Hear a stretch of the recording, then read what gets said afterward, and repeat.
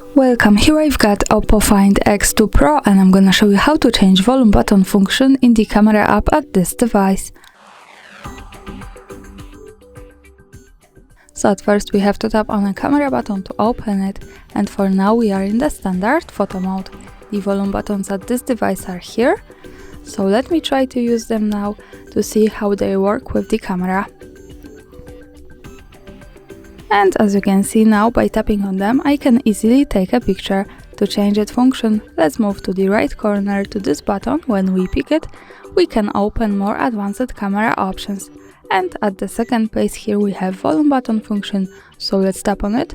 Now we can decide to use this as volume, shutter, which is now, or zoom. So let me change this to zoom to show you how it works different, and let's move back to the camera. Now let me try to use these buttons once again. As you can see, I can easily get closer to my subject now and also go back, so I can use zoom by tapping on volume keys. And that's all, thanks for watching, subscribe our channel and leave the thumbs up.